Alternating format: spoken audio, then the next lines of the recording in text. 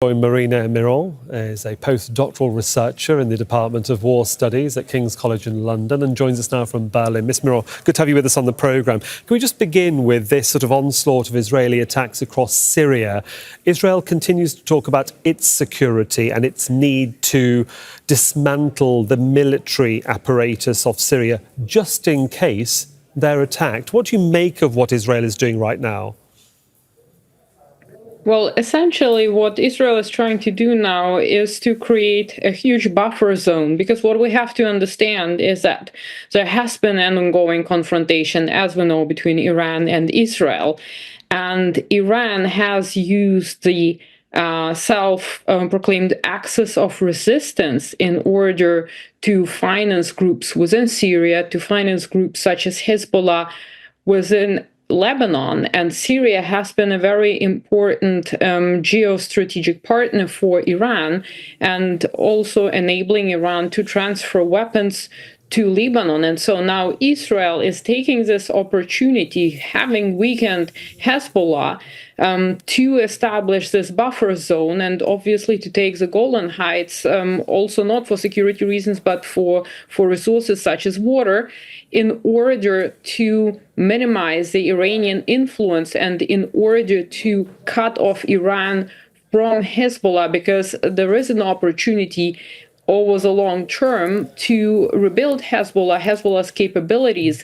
So essentially, it is trying to change the power dynamics and to isolate Iran in order to weaken it so that Israel can then dominate the region. OK, we are talking as well in terms of hypotheticals, because really nobody really knows what's going to happen. With HTS, it seems being able to control most of the country and appointing a prime minister, hopefully, for most of the country. The sounds that they are making about unity are all very well. They need a honeymoon period, don't they, to take control and to be able to reassess where they stand.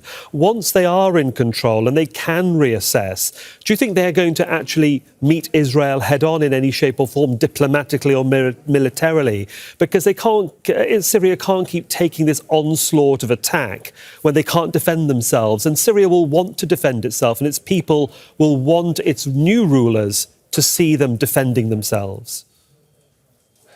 Well, of course, Syria or the new Syrian government will want to reassert its authority, but one step at a time. If we look at such transitions here, obviously, it is different to what we have seen in Iraq, say, in 2003. So the first task would be to show that this group can essentially govern a country which includes different groups such as Alawites. It includes, of course, Sunni and the Shia Muslims and the Kurds. And it is a difficult task, and a task that has been underestimated and led to sectarian violence in Iraq and created power vacuums. Therefore, this will be the most important focus internally, unite the country before Syria as a country as a whole can reinforce its defenses and formulate a stance towards Israel. Another important factor will be what will external actors such as Russia and Iran do about this power change in Syria? How are they going to react? How are they going to get along? Because we have to remember that Russia has interest in Syria. It still has these naval base in Tartus and Khmeimim air base in Latakia. And of course, Turkey, what role Turkey will be playing. I want to come in there, if I can just interrupt you, because I want to bring in Turkey there. You've overstepped maybe the question I want to ask, because Turkey's already condemned Israel's actions for what they've done over the last 24 hours. They do support the new HTS and certainly the new Prime Minister. And they've managed to get rid of, to a certain extent, US-backed Syrian and Kurdish forces from Syria. One wonders how influential Turkey is going to be in all of this as the days progress. I think it will be very influential, and it will want to project power, isolate Iran. So some of the aims that Turkey and Israel have actually coincide.